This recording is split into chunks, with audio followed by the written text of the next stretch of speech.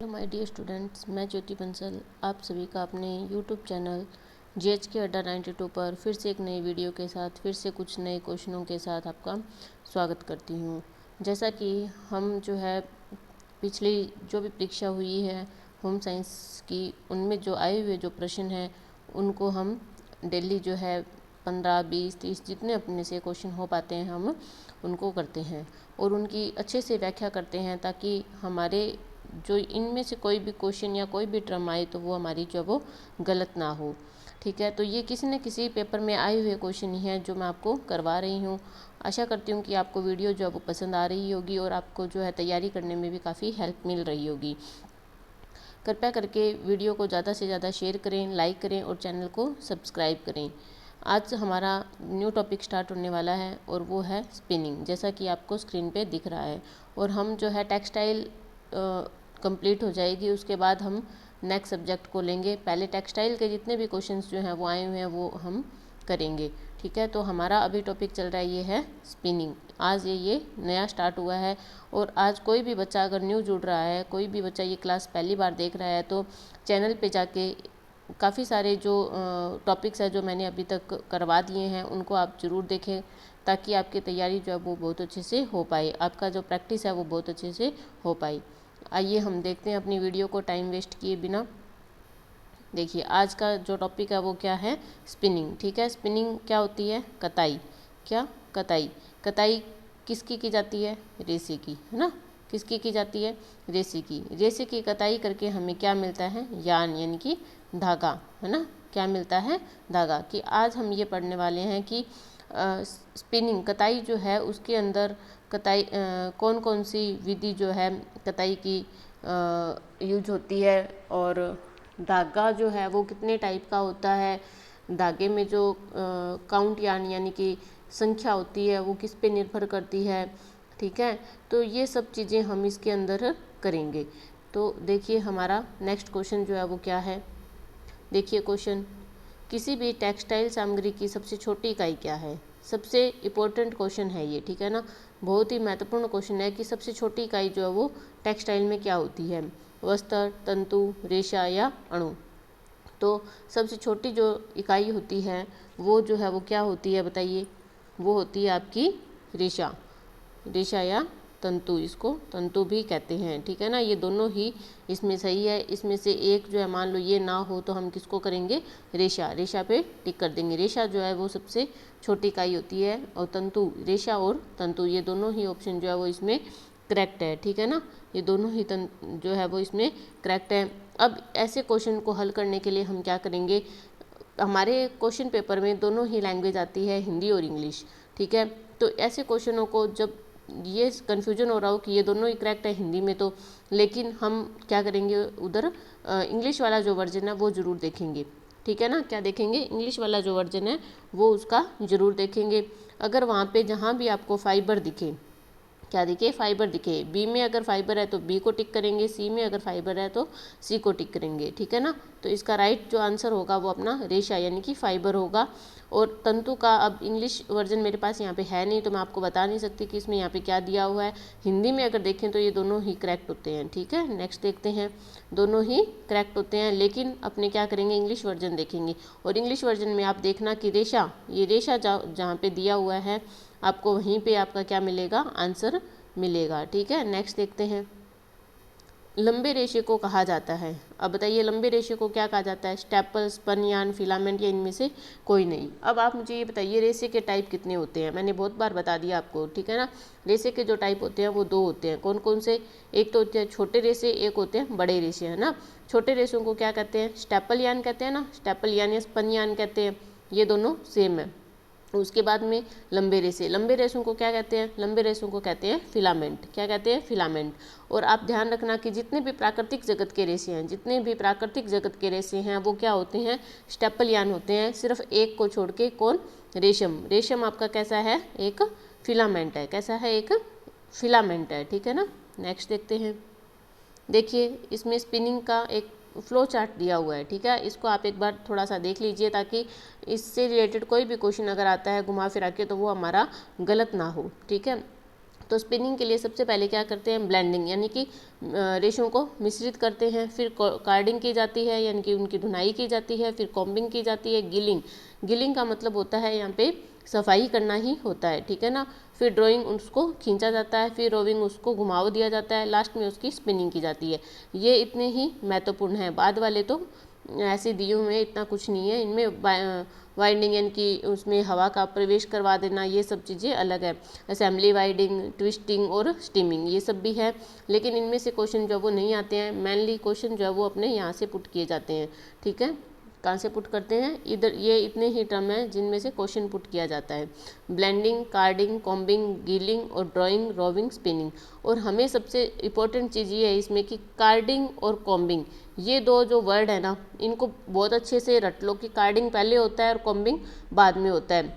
क्योंकि जो नेट के जो क्वेश्चन आते हैं या एपी में जो क्वेश्चन आते हैं वो आते हैं आपके कि इनको सही क्रम में व्यवस्थित कीजिए, इस टाइप के जो क्वेश्चन मिलते हैं अपने को, ठीक है। लेकिन उसमें कई बार क्या होता है कि हिंदी अर्थ या कई बार अलग अलग बुक्स में या अलग अलग जो साइट है उन पे जो है स्पिनिंग की जो प्रोसेस है वो अलग अलग दी हुई है, ठीक है। तो लेकिन ये कार्डिंग पहले होता है और कॉम्बिंग बाद में होता है। ये जो है वो कभी भी ऊपर नीचे जो है वो नहीं होता है। कॉम्बिंग के बाद में आपकी ड्राइंग आती है, ड्राइंग जो है वो कॉम्बिंग के बाद होती है। ये तीन शब्द क्या, कार्डिंग, कॉम्बिंग और ड्राइंग, ये तीनों जहाँ भी आपको सीक्वेंस में मिले उस आंसर को आप टिक करके आ जाइए, आपका क्वेश्चन कभी गलत नहीं होगा। आपको मैं आगे दिखाती हूँ, 2 या 3 क्वेश्चन ऐसे आए हुए हैं जिसमें कुछ एक नाम ऐसे हैं जो आपको कहीं भी ढूंढने पे नहीं मिलेंगे, लेकिन अपने ये सीक्वेंस देख के अगर टिक करके आ रहे हैं तो हमारा आंसर जो है वो बिल्कुल करेक्ट हो रहा है, ठीक है। देखते हैं नेक्स्ट। देखिए ये एक चार्ट है और ये एक चार्ट ही नहीं है, इसमें से कम 2 या 3 क्वेश्चन आपको क्वेश्चन पेपर में देखने को मिलेंगे। तो इसलिए इस चार्ट को आप स्क्रीनशॉट ले लो या फिर आप अपनी जो भी आप जहाँ भी नोट्स बना रहे हो उसमें उतार लो, या इसका कैसे भी करके आप इसको याद कर लो, ठीक है। इसमें क्या दिया हुआ है कि रेशों से धागे का निर्माण जो है कैसे होता है, यानी कि स्पिनिंग की जो क्रिया है वो कैसे होती है, उसकी क्या प्रोसेस है। देखो धुनाई यानी कि कार्डिंग, यानी कि धूल, अशुद्धियों, गंदगी को निकालना, सबसे पहले क्या है कार्डिंग। लेकिन कार्डिंग से भी पहले क्या आता है, ब्लेंडिंग आता है, ठीक है। याद रखना ब्लेंडिंग जो है वो पहले आता है, फिर कार्डिंग होती है, फिर कॉम्बिंग यानी कि रेशों को समानांतर करना, फिर ड्राइंग आउट यानी कि रेशों छोटे रेशों को जो है बड़े रेशों से अलग करना, उनको खींच के अलग करना, फिर घुमाव देना या रोविंग, पोनी में हल्का सा ऐंठन देना, ठीक है, थोड़ा सा ऐंठन देना। लास्ट में क्या हो जाएगी आपकी स्पिनिंग हो जाएगी। क्या हो जाएगी, स्पिनिंग। यानी कि कितने हो गए, 1 2 3 4 और 5 चरण जो है वो मैन होते हैं, ठीक है। इसमें एक और है आपका कौन सा, ब्लेंडिंग, यानी कि 5 + 1 6, ठीक है। ये आपको थोड़ा सा ध्यान रखना है, blending, carding, combing, drawing out, roving और स्पिनिंग। अब देखते हैं अपनी स्पिनिंग कितने टाइप की होती है। स्पिनिंग जो होती है वो आपकी 2 टाइप की होती है। कौन कौन सी, यांत्रिक स्पिनिंग और रासायनिक स्पिनिंग, ठीक है, यांत्रिक और रासायनिक। अब यांत्रिक भी कितने टाइप की होती है, ये भी आपकी 2 टाइप होती है। कौन कौन सी, सामान्य यांत्रिक विधि, ठीक है, और दूसरी परंपरागत विधि। अब परंपरागत विधि में क्या आता है, तकली, ठीक है, एक तो आता है तकली, एक आता है चरखा, ठीक है। तकली और चरखा ये दोनों किस में है, परंपरागत में है। और आपसे ये पूछा जाए कि सबसे पुरानी जो परंपरागत विधि है वो क्या है, तकली या चरखा, तो वो आपकी क्या है, तकली है। इस पे आप टिक करके आओगे, ठीक है ना। किस पे टिक करोगे, तकली पे आप टिक करोगे, ठीक है। तकली जो है वो आपकी फर्स्ट है, बाद में आया आपका चरखा, ठीक है। अब आपने देखने सामान्य यांत्रिक विधि कौन कौन सी है। इसमें आती है आपकी रिंग कताई, स्वयं ऐंठन देने वाली कताई, खुली अंतिम कताई, घर्षण कताई, ऐंठन रहित कताई और इलेक्ट्रोस्टैटिक कताई। ये जो 3 और 3 6 दे रखी है, ये आपकी किस में आती है, सामान्य में आती है। किस में आती है, सामान्य में आती है। अब देखिए रिंग कताई जो होती है वो क्या होती है।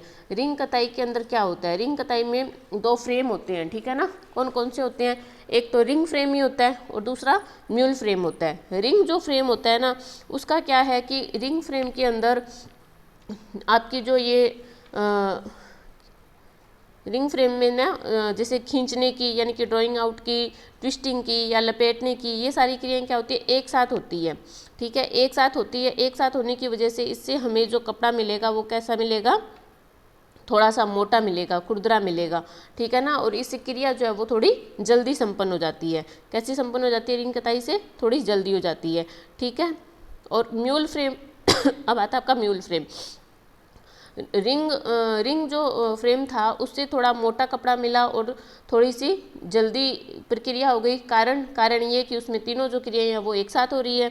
फिर म्यूल फ्रेम आता है। म्यूल फ्रेम जो है वो थोड़ा सा अच्छा क्वालिटी का अपने को कपड़ा देता है, थोड़ा चमकदार देता है, लेकिन उसमें प्रक्रिया जो है वो थोड़ी अलग अलग होती है, इस वजह से उसमें टाइम लग जाता है। ठीक है, ये होगी आपकी रिंग कताई। फिर आता है स्वयं ऐंठन देने वाली कताई। क्या? Self twist spinning. क्या आता है? Self twist spinning. इसका जो प्रयोग जो है ना वो ज़्यादा करके लघु और कुटीर उद्योगों को प्रसिद्ध करने के लिए जो है वो इसका उपयोग किया गया था। ठीक है, इसके अंदर क्या होता है, अपने आप ऐंठन आती है, यानी कि अपने आप ऐंठन आती है मतलब कि इसमें जो है ना रेशों को क्या करते हैं, एक चिपकाने वाला जो पदार्थ होता है उससे चिपकाया जाता है। ठीक है ना, क्या किया जाता है, इसमें कोई वैसे ट्विस्ट नहीं दिया जाता। ठीक है, इसमें क्या करते हैं, एक चिपकाने वाला पदार्थ आता है, उसको लगा के फिर बड़े बड़े रोलर्स के अंदर से रेशों की जो पोनियाँ होती है उनको क्या करते हैं, चढ़ा देते हैं। पहले एक दिशा में जाती है ऐसे, ठीक है, ऐसे चली गई, बाएं से दाएं से बाएं, फिर बाएं से दाएं, ऐसे चली गई, यानी कि पहले यूं फिर यूं। इस प्रकार से ये पूरा एक ऐंठन एक ही दिशा में इसमें लग जाती है। फिर है खुली और अंतिम कताई। ये जो है ओपन एंड स्पिनिंग जो है, इसमें क्या है, मोटा रुक्ष कड़ा ये सारे जो है इसमें आगे इसके दिया हुआ है, देखो है ना, सुंदर मजबूत चिकना चमकदार कपड़ा इसमें स्वयं ऐंठन से मिलता है। खुली अंतिम कताई से मोटा रुक्ष कड़ा धागा ऐसा मिलता है इससे। क्यों? क्योंकि इसमें जो है वो इसमें खुली अंतिम कताई जो है ये सबसे पहले तो ये देखो कि आई कब, ये आई है आपकी 1960 में। कब आई है? 1960 में। कब आई है ये? 1960 में आई है। ठीक है, और खुली अंतिम कताई और घर्षण कताई, ये दो कताई ऐसी है कि जिनमें कॉम्बिंग की प्रक्रिया जो है वो नहीं होती है। कौन सी प्रक्रिया नहीं होती है? कॉम्बिंग की प्रक्रिया नहीं होती है, और इस वजह से इसमें मोटा रुक्ष और कड़ा धागा जो है अपने को मिलता है। और घर्षण कताई क्या है? घर्षण मतलब ऐसे ऐसे ऐसे ऐसे घिसना, यानी कि उसमें ट्विस्ट देना, तो इसमें घर्षण ज़्यादा आएगा, तो इससे चिकना कपड़ा और आकर्षक कपड़ा मिल जाएगा, यानी कि धागा मिल जाएगा, सॉरी कपड़ा नहीं धागा। ठीक है, फिर है ऐंठन रहित कताई। इसमें क्या है, नाम से पता चल रहा है कि इसमें कोई भी ऐंठन जो है वो नहीं होगी, और इससे अपने को एक मजबूत धागा प्राप्त होगा। इलेक्ट्रोस्टैटिक कताई, इससे भी अपने को क्या एक मजबूत धागा जो है वो प्राप्त होगा। ठीक है ना, इससे भी क्या एक मजबूत धागा प्राप्त होगा। और ऐंठन रहित कताई के अंदर भी क्या है, जैसे स्वयं ऐंठन देने वाली कताई में एक अपने चिपकाने वाले पदार्थ का यूज कर रहे थे, वैसे ही ऐंठन रहित कताई में भी एक चिपकाने वाले पदार्थ का ही उपयोग किया जाता है। ठीक है ना, आगे देखते हैं। ये देखिए, फिर आती है आपकी रासायनिक कताई। अब देखिए, यांत्रिक कताई कितने टाइप की हो गई? 2 टाइप की हो गई। कौन कौन सी हो गई 2 टाइप की?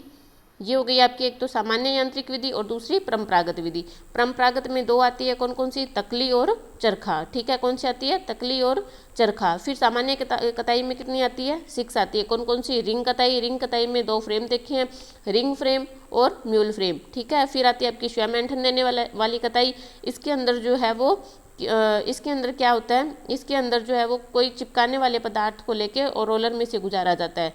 खुली अंतिम कताई और घर्षण कताई, इनमें क्या होता है, कंघी का यूज नहीं होता है, यानी कि कॉम्बिंग की प्रक्रिया इनमें नहीं होती है। ऐंठन रहित कताई, इसमें भी एक गोंद का प्रयोग किया जाता है। इलेक्ट्रोस्टैटिक कताई, ठीक है, इससे भी अपने को एक मजबूत धागा जो है वो मिलता है। ठीक है, नेक्स्ट देखते हैं। फिर आती है अपनी रासायनिक कताई। रासायनिक कताई जो है वो कितनी होती है? वो होती है आपकी 4 तरीके की, और इसमें सबसे इंपॉर्टेंट कताई जो होती है वो होती है पिंगली कताई, यानी कि मेल्ट कताई। और इससे कौन सा धागा बनाया जाता है? इससे नायलॉन का धागा जो है वो बनाया जाता है। कौन सा?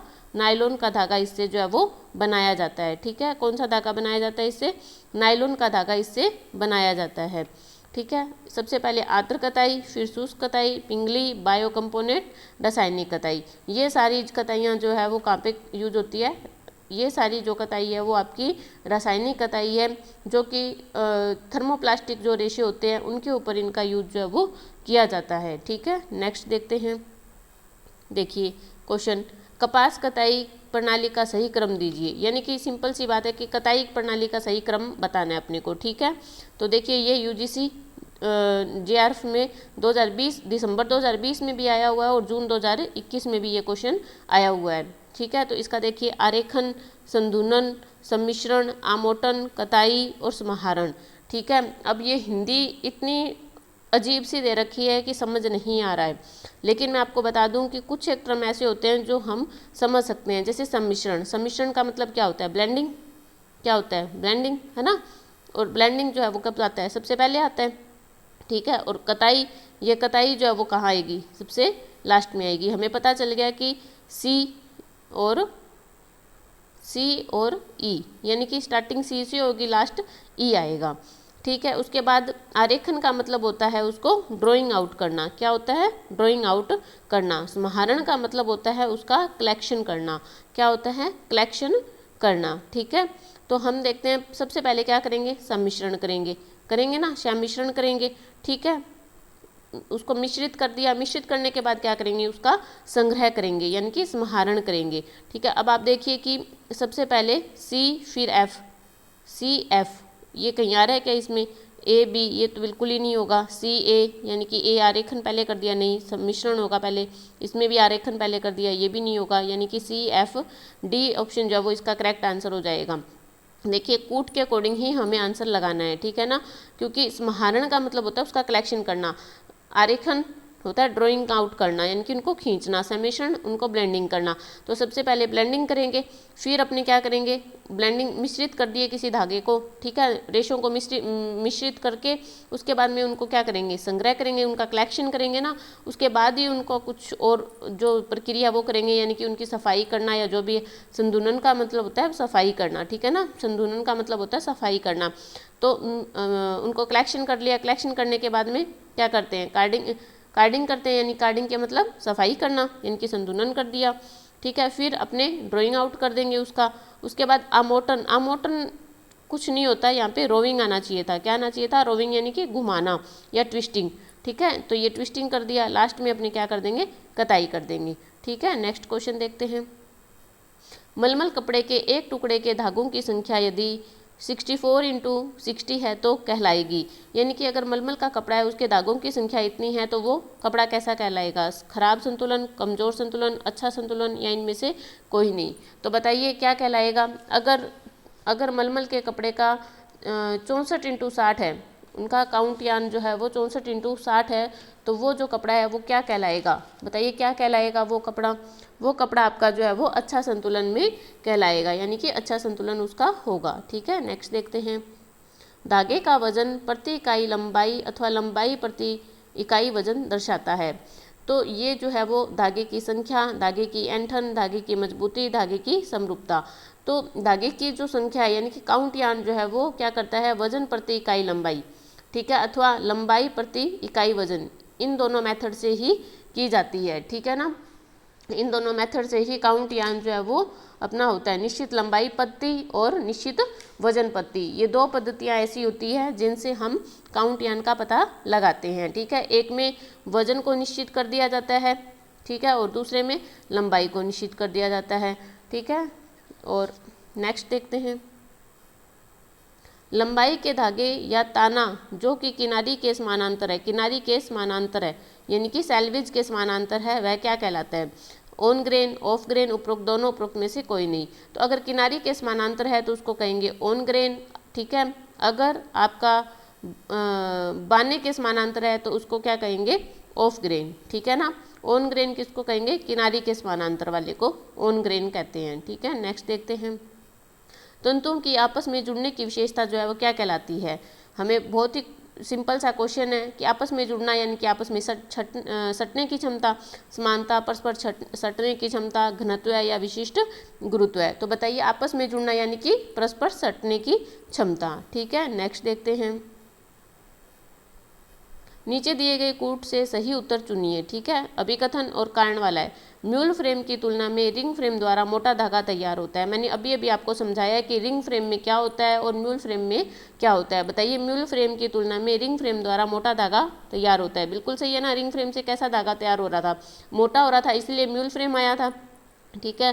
क्योंकि रिंग फ्रेम एक तीव्र गति की प्रक्रिया है। बिल्कुल ये भी सही है, क्योंकि उसमें तीनों जो प्रक्रियाएं हैं वो एक साथ हो रही थी, तो दोनों ही सही है। ये ए और आर दोनों सही है, ए और दोनों गलत है, ए और आर दोनों सही है। इसका आंसर क्या मिल गया? बी, ठीक है। नेक्स्ट देखते हैं, एक खुरदरे मोटे धागे में धागे की संख्या होगी। मोटा और खुरदरा धागा है, उसमें धागे की जो संख्या है वो कितनी होगी, ये आपसे पूछ रहा है। तो बताइए कितनी संख्या होगी। एक मोटा और खुरदरा धागा है तो 10 से 12, 10 से 20, 15 से 22, 20 से 30। तो इसमें आरपीएससी ने जो आंसर माना था वो माना था 10 से 20, ठीक है ना। कितना होगा, 10 से 20। जितना धागा मोटा होगा ना, सॉरी, जितने संख्या ज़्यादा होगी उतना ही धागा जो है वो क्या होगा, आपका मोटा हो जाएगा, ठीक है। 10 से 20 इसका आंसर हो जाएगा। नेक्स्ट देखते हैं, इसमें आपके देखो एक फिर से एक चार्ट है, ये थोड़ा सा इसको देख लेते हैं। धागों के प्रकार, यानी कि धागे जो है वो कितने टाइप के होते हैं, ठीक है। सामान्यतः 2 टाइप के होते हैं। कौन कौन से, एक तो होता है साधारण धागा, दूसरा होता है आपका मिश्रित धागा। कौन सा, साधारण और मिश्रित। और ये जितने दो या 3 इसमें चार्ट है ना, ये तीनों ही बहुत ही इंपॉर्टेंट है अपने आप में। आपको चाहे कुछ भी नहीं पता हो, ठीक है, लेकिन ये चार्ट आप रट के चले जाना, इनसे आपको क्वेश्चन सीक्वेंस में मिलाने के लिए जरूर मिल जाएगा। जैसे इसमें से ये आ जाएगा कि साधारण जो धागा है वो कौन सा है, या इनमें से कौन सा धागा ऐसा है जो साधारण नहीं है, या इनमें से कौन सा धागा है जो मिश्रित है, या इनमें से कौन सा धागा है जो मिश्रित नहीं है, ठीक है। इस तरीके से क्वेश्चन जो है वो आपके बनते हैं। तो आपको ये पता होना चाहिए कि साधारण धागा जो है वो कौन सा है और मिश्रित धागा जो है वो कौन सा है। साधारण धागे में देखो कौन कौन से आते हैं, इकहरा, दोहरा, बहुरेशिया या केबल या कार्ड धागा। इकहरा कैसा होता है, एक कमजोर धागा होता है। बिल्कुल एक सिंगल धागा होएगा तो वो कमजोर ही होगा ना, ठीक है। कैसा होगा, वो एक कमजोर धागा होगा, ठीक है। फिर है दोहरा, यानी कि 2 धागे मिलके बन रहे हैं, इसको प्लाई भी कहते हैं। इसको क्या कहते हैं, प्लाई भी कहते हैं, ठीक है। बहुरेशीय, इसमें कई सारे धागे आ जाएंगे। कई सारे जब धागे आ जाएंगे तो ये कैसा हो जाएगा, मजबूत हो जाएगा। केबल या कार्ड, केबल या कार्ड ये बहुत ज़्यादा मोटे, बहुत ज़्यादा मोटे, जो बहुत ज़्यादा मोटे, यानी कि जो बड़े बड़े रस्से बने होते हैं ना, डोरी बनी होती है, वो जो इसमें आते हैं, ठीक है, केबल या कार्ड के अंदर। और क्रैप धागा भी किस में आता है, आपका कार्ड में ही आता है, ठीक है। फिर आता है आपका मिश्रित धागा। अब देखो साधारण धागे कितने हुए, इकहरा, दोहरा, बहुरेशिया और केबल या कार्ड। इकहरे में 1 आ रहा है, दोहरे में 2 आ रहा है, बहुरेशिया में थोड़े ज़्यादा आ रहे हैं, 2 या 2 से अधिक आ रहे हैं, ठीक है। और केबल और कार्ड में बहुत सारे आ रहे हैं, इनकी बहुत मोटा धागा जो है वो बन रहा है। फिर आता है आपका मिश्रित धागा, या फिर आप फैंसी धागा बोल सकते हो उसको, नया धागा बोल सकते हो उसको, ठीक है। तो इसमें कौन कौन से आते हैं, इसमें आते हैं स्लब धागा, फ्लैक धागा, स्पाइरल या कॉर्कस्क्रू, रेटाइन, लूप या बाउसले, धब्बे वाला, ग्रैंडल, स्ट्रेच, नोवल्टी, लेसेटेक्स, ठीक है। ये सारे इसमें, और एक आता है बनावटी या टेक्सचर धागा। ये सारे इसमें किस में आते हैं, मिश्रित में या कॉम्प्लेक्स में आते हैं। स्लब धागे में क्या होता है, स्लब धागे में कहीं ऐंठन होती है, कहीं ऐंठन बिल्कुल ही नहीं होती, यानी कि कहीं तो ऐसे पतला होगा ऐंठन दी होगी तो, और कहीं से ऐसे मोटा हो जाएगा क्योंकि यहाँ पे ऐंठन नहीं है, ठीक है। फ्लैक धागा जो है वो स्लब धागे का ही क्या है, एक संशोधित रूप है। इसके अंदर या तो कम बटा हुआ धागा होगा, ठीक है, लेकिन होगा एक समान ही ये, ठीक है, पूरा एक समान होगा। ये ऐसे नहीं होगा कि यहाँ से तो बंट दिया और यहाँ से नहीं बंटा हुआ, ये पूरा का पूरा ऐसे होगा, या तो बंटा हुआ होगा या बिना बंटा हुआ होगा, ठीक है। तो फ्लैक धागा जो है वो किसका संशोधित रूप है, आपका स्लब धागे का ही संशोधित जो है वो रूप है। फिर है स्पाइरल या कॉर्कस्क्रू, धागे की व्यास, लंबाई एवं मोटाई में अंतर, एक धागा बिना ऐंठन का एक दूसरे पर कसकर लपेटा हुआ। स्पाइरल का एक अच्छा उदाहरण है, जब हम नोट्स बनाते हैं तो नोट्स बनाने के लिए एक स्पाइरल वाली जो नोट्स बुक आती है, जैसे उस पर ऐसे ऐसे करके स्पाइरल होते हैं, ठीक है ना, उनको ही स्पाइरल धागा जो है वो बोला जाता है, ठीक है। उसके बाद आता है आपका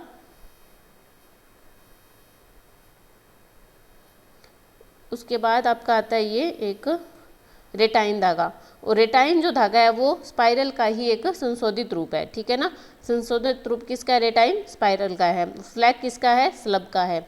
इसमें क्या धागे निर्माण करते हैं, इसमें बीच बीच में फंदा छोड़ना, ठीक है ना, धागे का निर्माण कर रहे हैं उसमें बीच बीच में ऐसे फंदे छोड़ते जाते हैं, ठीक है।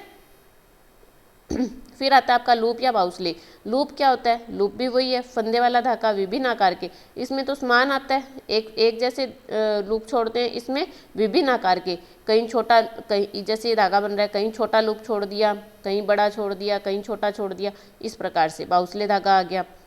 फिर आता है धब्बे वाला, यानी कि ऐसे लगेगा कि ये धागा है, ठीक है, तो यहाँ पे कोई धब्बा पड़ गया हो ऐसे, धब्बा या गांठ वाला, ठीक है। ये वाला आ गया आपका धब्बे का एक भ्रम होता है। फिर आता है ग्रैंडले। ग्रैंडले में आता है कि दो या दो से अधिक जो है वो कलरफुल, या जैसे ये पिंक ले लिया, वाइट ले लिया, ब्लू ले लिया, इनको मिला के धागा बना दिया।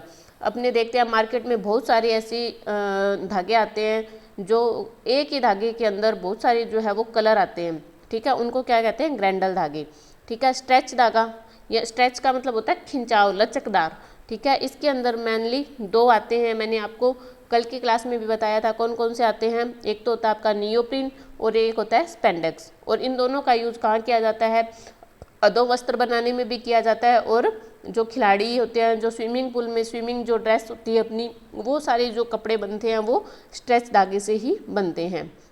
फिर आता है नोवेल्टी धागा। नोवेल्टी धागे की ये विशेषता होती है कि इसमें 3 धागे होते हैं।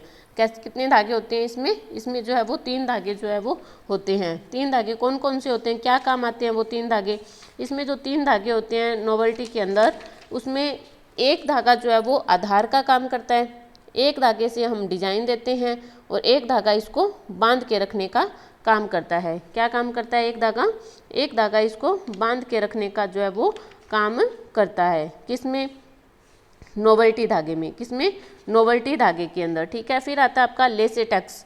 लेसेटेक्स तो जो धागा होता है इसमें क्या होता है, इसमें ये एक बहुत ही बारीक जो है वो रबर के तार, ठीक है ना, रबड़ का जो तार होता है ना, उसमें रुई, नायलॉन, लीलन या रेयोन या अन्य वर्ग के जो धागे हैं उनको साथ में मिला के जो है वो बंट दिया जाता है, ठीक है। कोई भी धागा ले सकते हैं, लेकिन इसके अंदर एक पतला पहले रबड़ का तार लेंगे, उसके साथ में ही हम उन धागों को मिला के और बंट देंगे, ठीक है। ये हो गया आपका लेटेक्स, ठीक है। उसके बाद आता है बनावटी या टेक्सचर्ड धागा। ये भी आपके 4 प्रकार के होते हैं। कौन कौन से, बनावटी सतह वाला, खींचा जाने वाला, बृहत बनावटी यानी कि ब्लक वाला। ब्लक में 2 होते हैं, कौन कौन से, एक तो क्रिम्प होता है, एक लूपदार होता है, ठीक है। खींचा जाने वाला है ये स्ट्रेच धागा जो होता है, जैसे घुंघरालू हो गए, कुंडलीदार हो गए, ठीक है ना। बनावटी धागा जैसे मतलब एक फैंसी धागे के रूप में काम में आता है, कोई धागा लिया उस पर कोई भी डिजाइन बना दिया, ठीक है, ऐसे स्ट्रक्चर का जो होता है वो धागा, ठीक है। अब आपको शायद समझ आ गया होगा कि धागे जो है वो कितने टाइप के होते हैं, मेनली 2 टाइप के होते हैं। कौन कौन से, साधारण और मिश्रित। कौन कौन से होते हैं, साधारण और मिश्रित। साधारण में कौन सा आता है, इकहरा, दोहरा, बहुरेशिया और केबल और कार्ड। कौन कौन से, इकहरा, दोहरा, बहुरेशिया और केबल और कार्ड। इकहरे में एक धागा होता है, कमजोर होता है। दोहरे में 2 धागे होते हैं, बहुरेशिया में 2 या 2 से अधिक होते हैं, केबल कार्ड में बहुत सारे होते हैं, ठीक है।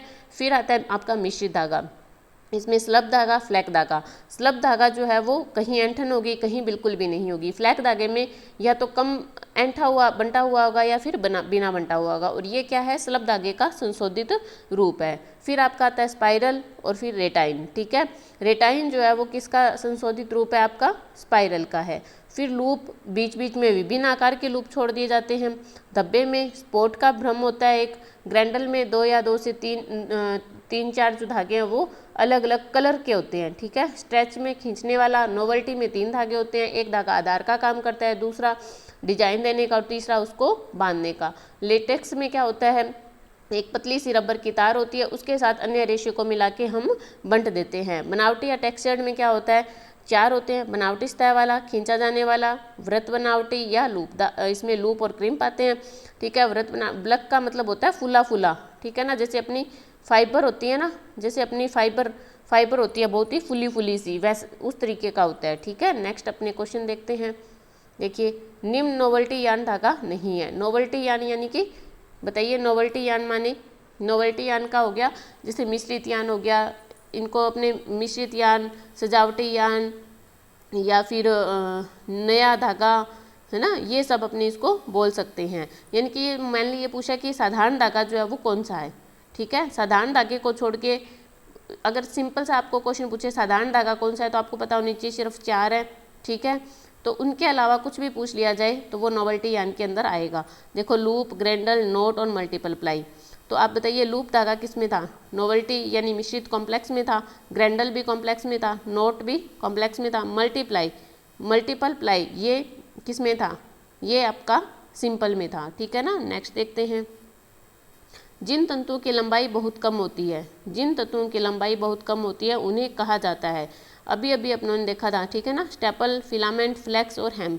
तो देखिए ये दोनों में आया हुआ है, ये टीजीटी राजस्थान में भी और यूके SSSC LT में भी आया हुआ है। तो बताइए 2 प्रकार के होते हैं ना, कौन कौन से होते हैं? 2, फिलामेंट और स्टेपल, और बहुत कम लंबाई है तो कौन सा हो गया आपका? स्टेपल। ठीक है, नेक्स्ट देखते हैं। देखिए नेक्स्ट, धागा तैयार करने के लिए घूर्णन साधन कपड़े में हवा का स्थान डैश नहीं करने के कारण हो जाता है। इनकी हवा का स्थान जो है वो किस वजह से हो जाता है? ठीक है ना, फिल्टरिंग, ब्लीचिंग, सिंथेटिंग और रिपनिंग। तो ये आपका हवा का जो स्थान है वो आपका रिपनिंग नहीं करने के कारण जो है वो हवा का स्थान हो जाता है। नेक्स्ट क्वेश्चन देखते हैं, धागे की फिसलन में निम्नलिखित में से कौन से कारक योगदान करते हैं? धागे की चिकनाई, ढीली बुनाई संरचना, खराब समाप्ति या सभी? तो धागे की फिसलन जो है वो किन पे निर्भर करती है? इन तीनों पे ही निर्भर करती है। धागे की चिकनाई पे भी फिसलन निर्भर करेगी, अगर ढीली बुनाई होगी उस पे भी करेगी, और खराब समाप्ति होगी उस पे भी करेगी। ठीक है ना, इन सभी पे ही करेगी। नेक्स्ट देखते हैं, कौन सी प्रक्रिया से सूत के रेशों को सूत के बीज से अलग किया जाता है? तो बताइए कौन सी प्रक्रिया है जिससे हम बीज को अलग करते हैं? ठीक है ना, किसको? बीज को अलग करते हैं। Ginning, combing, carding, drawing. बहुत अच्छे से शायद अब ये टर्म आपको समझ में आ गए होंगे कि गिनिंग क्या होती है, कॉम्बिंग क्या होती है, कार्डिंग क्या होती है, ड्रॉबिंग क्या होती है। तो बीज को किससे अलग करेंगे? गिनिंग यानी कि ओटाई की प्रक्रिया से अलग करते हैं। ठीक है, नेक्स्ट देखते हैं, कंघी करते समय छोटे तंतुओं को हटाने हेतु की गई प्रक्रिया जो है वो क्या कहलाती है? क्लैंटरिंग, रेटिंग पानी में डुबोकर रेशों को हटाना, हैकलिंग, सन साफ या जूठ साफ करना, रेसे खींचना। तो बताइए कंघी करते समय छोटे तंतुओं को हटाने की गई प्रक्रिया जो है वो क्या कहलाती है? बताइए, क्या क्लैंटरिंग कहलाएगी या रेटिंग कहलाएगी, हैकलिंग या रेसे या खींचना? तो कंघी करते समय यानी कंघी यानी कि क्या होता है? कॉम्बिंग करते समय जो है वो छोटे तंतुओं को हटाने की जो प्रक्रिया है, हमने जब जूट की प्रोसेस देखी थी उसमें देखा था, है ना। उनको कॉम्बिंग करने के बाद में उनको हैंकलिंग कर रहे थे, हैंकलिंग उनको यानी कि लटका रहे थे, लटका के हम क्या कर रहे थे? छोटे तंतुओं को हटाने की प्रक्रिया जो है वो कर रहे थे। ठीक है, नेक्स्ट देखते हैं। धन्यवाद, आज के लिए इतना ही। मिलते हैं नेक्स्ट वीडियो में कुछ नए क्वेश्चंस के साथ। आशा करती हूँ कि आपको वीडियो पसंद आ रही होगी, और ये इस वीडियो में मैंने 2 या 3 चार्ट जो आपको दिए हैं वो आप ज़रूर अच्छे से देख लेना, क्योंकि नेक्स्ट वीडियो भी हमारी स्पिनिंग से ही रिलेटेड है, और इनसे और जो क्वेश्चन बन रहे हैं वो भी इन चार्ट के माध्यम से ही बनेंगे। तो आप कृपया करके ज़रूर इन चार्ट को जो है ज़रूर अच्छे से याद करना, बहुत अच्छे से समझ के याद करना। आप जितना हो उसके रटने की कोशिश मत करना, क्योंकि रटा हुआ हम भूल जाते हैं। इनको अगर आप समझने की कोशिश करोगे तो आपके माइंड में हमेशा के लिए वो फिट हो जाएंगे। तो तब तक के लिए धन्यवाद, मिलते हैं नेक्स्ट वीडियो में। Bye bye.